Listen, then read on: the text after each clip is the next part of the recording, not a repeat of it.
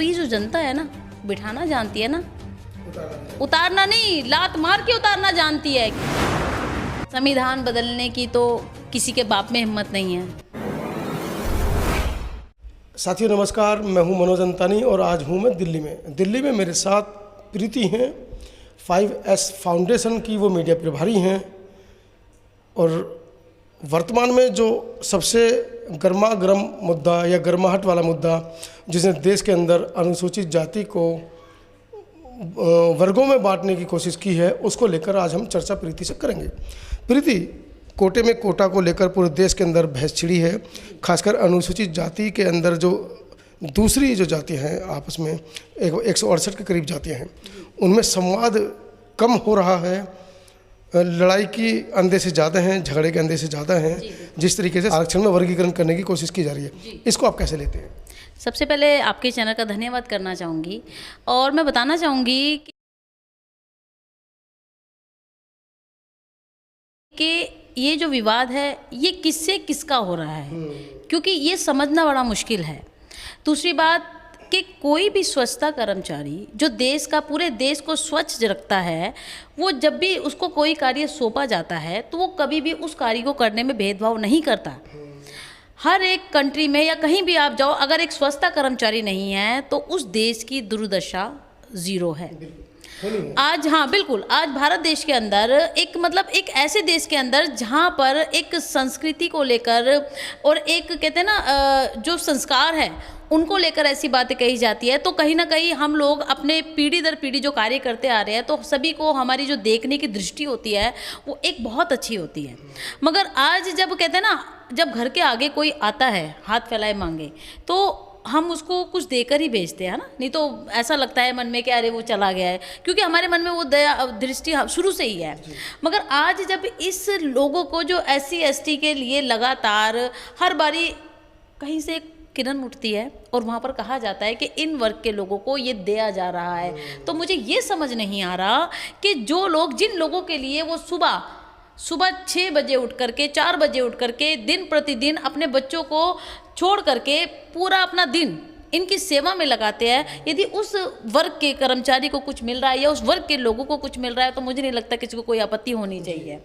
और ये एक समाज ऐसा है, लोग कहते हैं पिछड़ी जाती है या दबे कुचले पायदान पे है, ये एक समाज ऐसा है जो कभी भी किसी से छीनता नहीं है, क्योंकि इसने छीनना सीखा ही नहीं। अगर ये, हाँ, इसने देना सीखा है। अगर इसको छीनना आ रहा होता तो मुगलों के टाइम से, अंग्रेजों के टाइम से अब तक ये जो आज लोग सियासत पे सियासती कर रहे हैं ना, तो सबसे पहले ये लोग होते।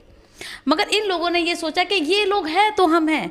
आज भी कोरोना, आपने देखा होगा, कोरोना काल के अंदर इतने बुरे हाल थे, मगर कहीं ना कहीं घरों में बैठी हुई महिलाएं, कहीं ना कहीं घरों में बैठा हुआ ये कर्मचारी हाथ जोड़कर दिन प्रतिदिन भगवान से ये कहता था, यदि ये लोग खत्म हो गए तो हम लोग कहाँ जाएंगे। ये लोग किसी की राजनीति या किसी की सियासत या किसी की जायदाद को हड़पना नहीं चाहते।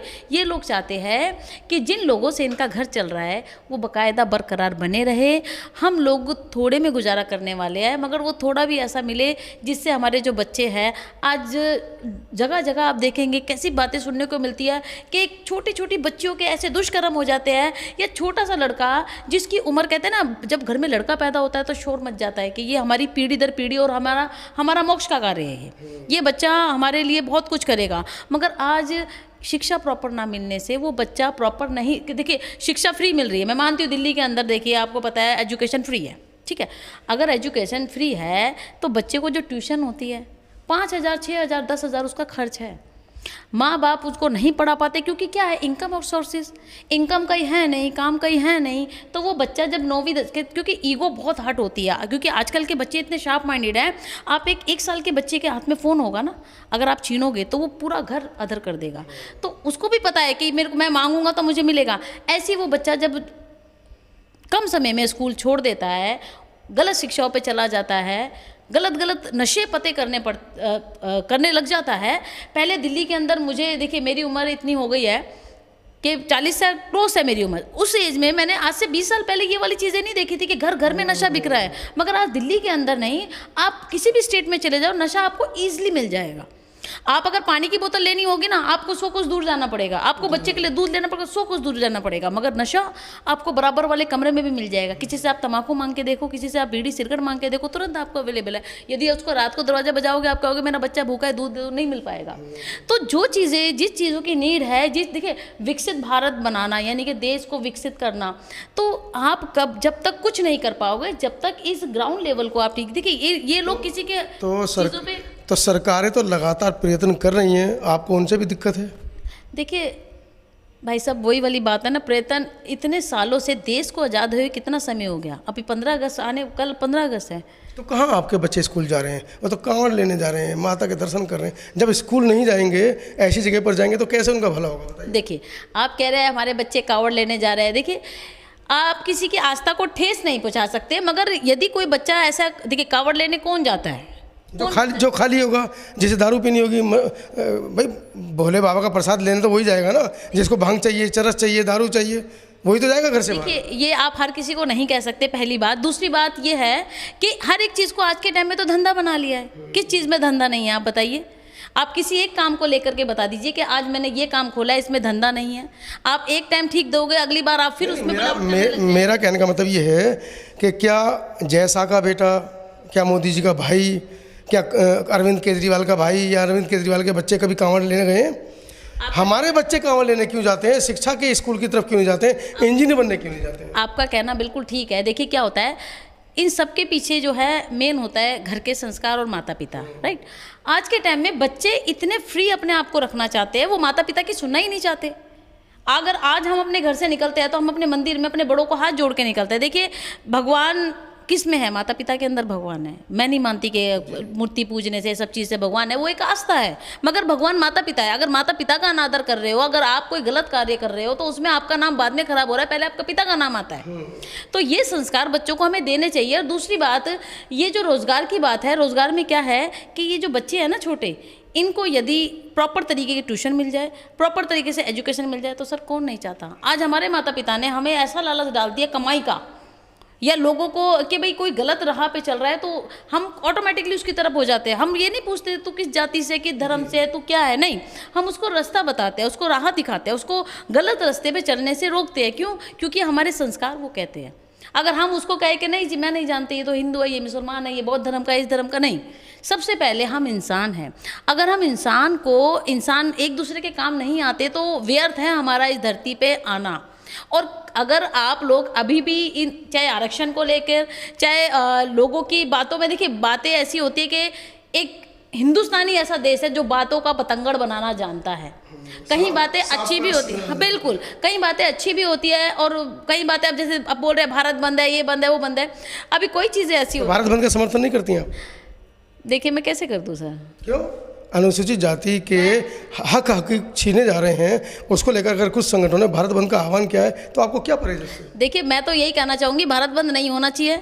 जो सरकार बैठी है उसको सोचना चाहिए कि हम इनको भारत बंद करने पर क्यों उतारू करें। तो सरकार ने तो कह दिया, कोर्ट ने कह दिया कि इसमें वर्गीकरण करो आरक्षण में। मोदी जी कह रहे हैं अगर चाहे मोदी जी तो अध्यादेश ला सकते हैं, लेकिन उन्होंने बरबली कहा है। मैं वही तो आपसे कहना चाह रही हूँ, हो सब कुछ रहा है। मोदी जी कोई ऐसा तो नहीं है कि कोई पुतला बन के बैठा है, किसी ने चाबी भरी तो बोल दिया। इंसान का खुद का भी तो सेंस लगता है ना कि मैं जिस देश का प्रधानमंत्री बन के बैठा हूँ, उस देश के जो निचले वर्ग के लोग हैं उनकी क्या पीड़ा है, उनकी क्या हालत है। अभी मैडम उन्हीं के मंत्री कहते हैं कि हम तो संविधान बदलने आए हैं। आज तक फिर उस दोबारा मंत्री का भी 2-3 महीने पहले पुनः बयान आया कि हम तो संविधान को बदल के रहेंगे। तो मतलब वो मंत्री इतना बड़ा बयान देने के बाद भी मंत्री पद में है, तो आप कैसे मोदी जी से कह सकती है कि मोदी जी हमारे पक्ष में बात करेंगे? देखिए मैं आपको इतना कहना चाहूँगी कि संविधान बदलने की तो किसी के बाप में हिम्मत नहीं है। ये शब्द मुझे बोलना नहीं चाहिए, मगर मैं कहना चाहूँगी कि अगर इतना किसी के अंदर ताकत है, ये क्या होता है, देखो हर एक चीज़ के लिए ऐसे अफवाहें उड़ा देते हैं, हम ये कर रहे हैं, हम वो कर रहे हैं। आज के टाइम में ना एक सोशल मीडिया ऐसी चीज़ होगी कि लोग चाहते हैं कि हम ये बोले गलत और लोग हमें फेमस कर दें। तो शायद वो अपनी मूर्खता से इतना सोचे कि किसी भी चीज़ को बदलने के लिए, यदि तुम कुर्सी पे बैठे हो, किसी भी कुर्सी पे बैठे हो, तो ये जो जनता है ना, बिठाना जानती है ना, उतारना नहीं, लात मार के उतारना जानती है। क्योंकि अब जनता जागरूक है, जनता जनार्दन है। अब पहले के समय में ऐसा हुआ करता था कि जिसकी लाठी उसकी भैंस।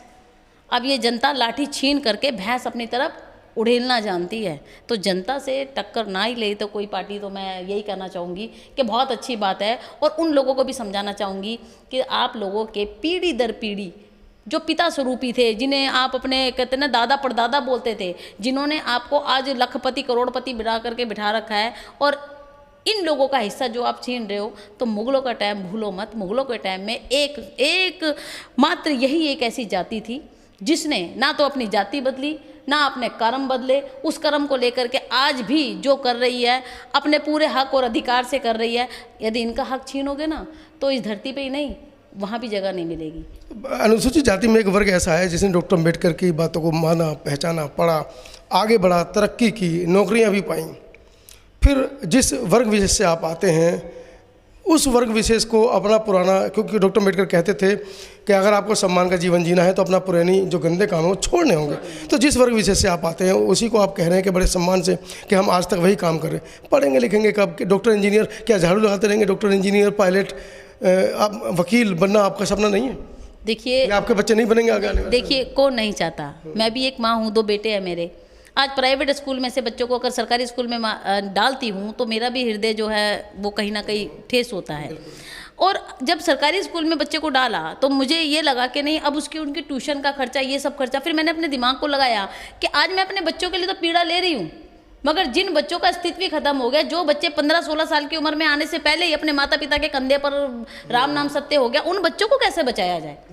तो इसके लिए देखिए, जगना सभी को पड़ेगा, करना सभी को पड़ेगा। अगर कोई ये कहे कि जी मैं तो आगे हूँ, मैं तो करना चाहता हूँ, मगर हमारा समाज तो जगे, तो समाज किससे है? समाज तो आपसे ही है।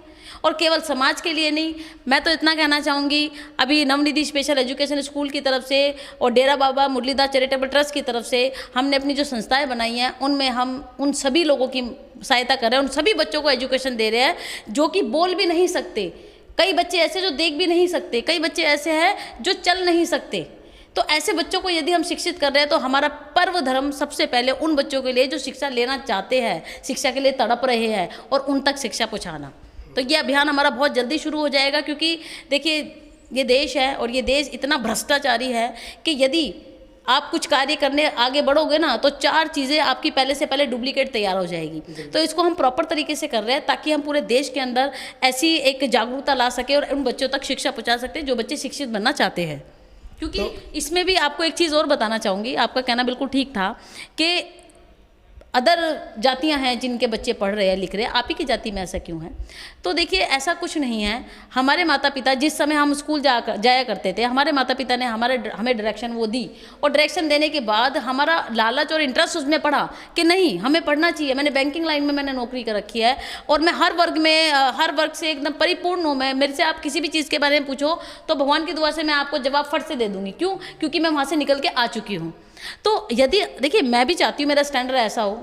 आज आप मेरे को इतने रिस्पेक्ट से बात कर रहे हैं, यदि मैं भी घर में बैठी हुई एक आम महिला होती तो शायद मैं आपको मिलती नहीं, पहली बात तो बाबा साहब ने यदि इतना हक अधिकार दिया है तो उसका फ़ायदा हमें उठाना चाहिए। और जो लोग इसका फ़ायदा नहीं उठा सकते या नहीं उठाना जानते, उन लोगों को अवेयर करना बहुत ज़रूरी है। अभी आपको एक चीज़ और बताना चाहूँगी, अभी चुनाव गए, पिछले एमपी के चुनाव हैं, मैं इतना देख करके हैरान थी कि अभी 2024 चल रहा है, इसके अंदर लोगों को, बच्चों को, जवान बच्चों को यही नहीं पता कि चुनाव है किसके। निगम पार्षद का चुनाव क्या होता है, एमएलए क्या होता है, विधायक के चुनाव की चीज़ के होते हैं, एमपी के चुनाव, उनको पता ही नहीं है। तो जब तक, देखिए ये क्या है, ये शिक्षा में देखो सब चीज़ डालनी बहुत ज़रूरी है, बच्चों को समझाना बहुत ज़रूरी है।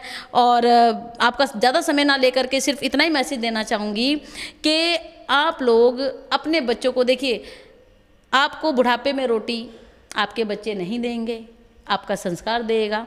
यदि आप चाहते हैं कि आपके बच्चे आने वाले समय में, जैसे आप देखते हैं कि दूसरों के बच्चे ऐसे हैं, तो अपने बच्चों को हाथ जोड़ के आपसे रिक्वेस्ट है सभी से कि उनको संस्कार दें। जब संस्कार अच्छे होंगे तो आपको रोटी भी मिलेगी, आपको नाम भी मिलेगा, और आपके बच्चे को वो फेमस भी होगा और उन बुलंदियों को छुएगा जिसका सपना, देखिए हर एक माँ बाप का होता है, जिसका सपना आपका है। बहुत बहुत धन्यवाद सर। तो आप प्रीति हैं और आज पहली बार प्रीति से मिला हूँ और वाकई में मुझे दिल से इतनी खुशी हो रही है इस तरीके की, जब जवान बच्चे जब मिलते हैं और अपने महापुरुषों के आदर्शों को पहचानते हैं। मैंने अक्सर अपनी वीडियो में कहा है, डॉक्टर अम्बेडकर ने शिक्षा का मंत्र दिया, कुछ समाजों ने उसको पकड़ा और आगे कहाँ से कहाँ पहुँच गए। वाल्मीकि साहब के हाथ में कलम थी, उस कलम के इशारे को प्रीति जैसी युवा जो जिस वर्ग से वो आती हैं, युवा मतलब लड़कियां उस महत्व को समझ रही हैं, जबकि इतने वर्षों में वाल्मीकि जी की कलम का महत्व अगर हमारा समाज पहचानता समझता तो शायद आज जो 300 जज सुप्रीम कोर्ट में बैठे हैं वो हमारे समाज के होते। आज संसद के अंदर जो बाबा साहब की उंगली का इशारा है, बिना अनुसूचित जाति के आरक्षण लेकर 25% की जो सीमा तय करके वहाँ पर पहुँचे, जो हमारी आपकी आवाज़ नहीं उठाते हैं, उनसे भी ज़्यादा संख्या हमारे लोगों की वहाँ पर होती है। तो मंत्र है शिक्षा। प्रीति ने शिक्षा के महत्व को पहचाना और आज वो आपके सामने दहाड़ रही हैं। बाबा साहब ने कहा था, जो शिक्षा के दूध को पिएगा, शिक्षा वो शेरनी का दूध है, जो पिएगा वो दहाड़ेगा। प्रीति दहाड़ रही हैं, आप कब दहाड़ेंगे? क्या आप भी चाहते हैं कि आपके बच्चे भी इसी तरह दहाड़ें? तो उनको शिक्षा का मंत्र जरूर दीजिए। धन्यवाद।